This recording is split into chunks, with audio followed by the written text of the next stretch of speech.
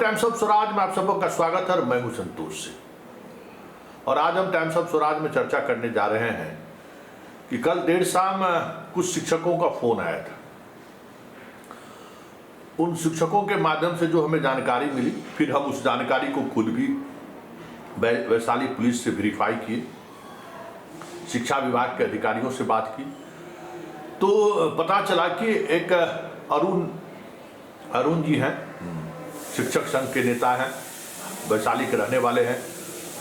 उन्होंने एस सिद्धार्थ अपर मुख्य सचिव शिक्षा विभाग की ट्रेन से यात्रा को लेकर एक व्यंग्यात्मक पोस्ट लिखा था सोशल मीडिया पर, फेसबुक पर, कि ये इनका नौटंकी तो नहीं है। इस पोस्ट को लेकर वो अरुण क्रांति जी को निलंबित कर दिया गया है और निलंबित करने के साथ साथ उस पर आईटी एक्ट के तहत वैशाली में एफआईआर भी दर्ज किया गया है। देखिए, निलंबन की प्रक्रिया आपके शिक्षा विभाग का जो आचार संहिता का कोड है, क्या कोड है पता नहीं, शिक्षकों के लिए कोड भी है। इस कोड के बारे में हमें जानकारी नहीं है, क्योंकि कल हमने शिक्षा विभाग के अधिकारियों से उस कोड के बारे में जानना चाहा कि एक शिक्षक को किस तरीके से अपनी बातों को रखना चाहिए या नहीं रखना चाहिए सोशल प्लेटफॉर्म पर। हालांकि 2 दिन पहले उन्होंने एक नोटिस जारी किया है कि आप कोई भी बात सोशल मीडिया पर आप पोस्ट नहीं कर सकते। हमके लिए इस पत्र से पहले कोई इस तरीके का प्रावधान से जुड़ा हुआ कोई पत्र हो तो हमें दीजिए। विभाग के पास कोई पत्र नहीं है। बबीता चौरसिया के समय में भी संघ को लेकर जो बातें चलाई जा रही थी, जब वो बातें हाईकोर्ट पहुंची तो शिक्षा विभाग की उस तमाम दलीलों को कोर्ट ने खारिज कर दिया था कि एसोसिएशन लोग बना सकते हैं। खैर, आप निलंबन की प्रक्रिया अगर आप उनसे शोकॉज पूछे बगैर अगर कर रहे हैं तो ये भी सही नहीं है। आपको भी प्रक्रिया का पालन करना चाहिए। लेकिन इन सब से इतर जो सबसे महत्वपूर्ण बात है, जिस बात को लेकर मैं गहरे नाराजगी व्यक्त कर रहा हूं, वो ये कि आप एफआईआर किस आधार पर दर्ज कर रहे हैं, वो भी आईटी एक्ट के तहत। मतलब ये भी बिहार को भी आप देश के अन्य हिस्सों जो बीजेपी शासित राज्य है या नरेंद्र मोदी सोच की जो राजनीति करने वाले लोग हैं, उस दिशा में ले जाना चाहते हैं सिद्धार्थ जी।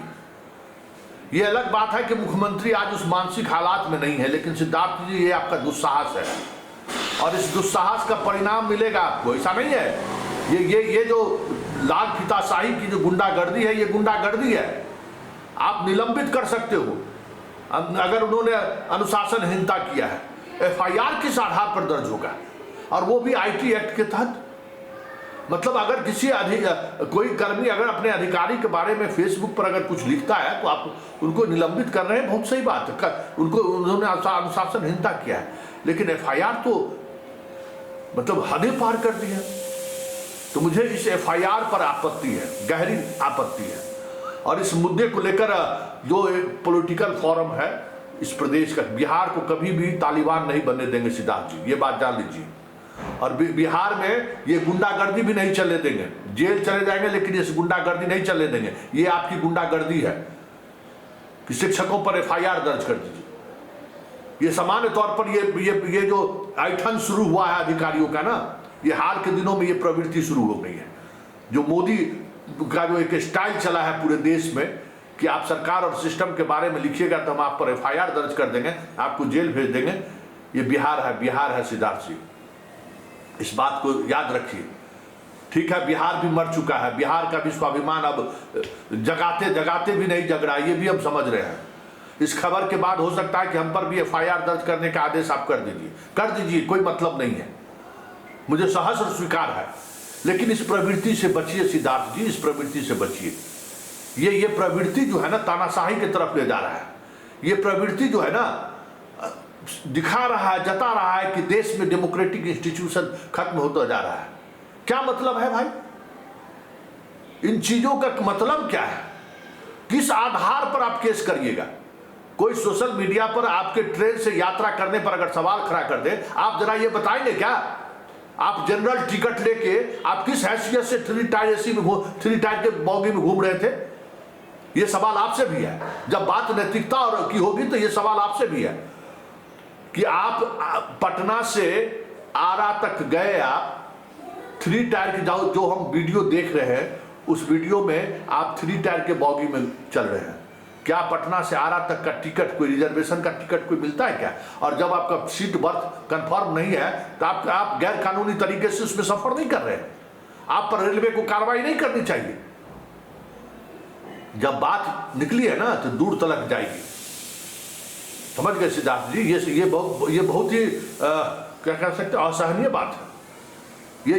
ये आप समझिए कि आप रॉन्ग बॉक्स पे हैं, रॉन्ग फुट पर आप खुद हैं। आप इस तरीके के वीडियो को लेकर सवाल खड़ा करने वाले पर एफआईआर दर्ज करते हैं तो एफआईआर तो आप पर भी दर्ज होना चाहिए। आप कैसे, हु आर यू, आप कौन हैं? आप आईएएस है, इसका मतलब ये थोड़ी है कि आपको कानून को हाथ में लेने का अधिकार मिला हुआ है। आप किस हैसियत से 3 टायर बॉगी में घूम रहे थे? कौन सा टिकट कटा के आप घूम रहे थे? तो ये सवाल अगर उठा है तो समझ जाइए सिद्धार्थ जी, बहुत दूर तक ये बातें जाएंगी। ये अलग बात है कि अभी मोदी की सरकार के साथ नीतीश सरकार भी है, तो आपको बाल बाका नहीं होगा। बिहार के अधिकारी तो ये चाहते ही हैं कि नीतीश कुमार मोदी के साथ रहे तो हमारी गुंडागर्दी चलती रही। अगर यहाँ सरकार में अगर बीजेपी शामिल नहीं रहता सिद्धार्थ जी ने, तभी अगर ये मुद्दा, जिस मुद्दे को हम अभी उठा रहे हैं और आपसे सवाल कर रहे हैं ना, रेलवे एक्ट में आप पर भी केस हो जाता। खैर, हमें उससे बहस नहीं है। आप जिस उद्देश्य से जा रहे थे वो उद्देश्य हमारे लिए पवित्र है। हम उस उद्देश्य की पवित्रता की वजह से हम वो सवाल हम आपसे नहीं कर रहे हैं। लेकिन ये जो एफआईआर दर्ज करने की प्रवृत्ति हुई है कि हम सोशल मीडिया पर अगर हमने बात की, ठीक है वो शिक्षक नेता ने गलत किया है, इस तरीके से नहीं लिखना चाहिए, सस्पेंड कर दिए आपने। लेकिन एफआईआर, वो भी आपके विभागीय पदाधिकारी के द्वारा, दूर तलक जाएगा सिद्धार्थ जी।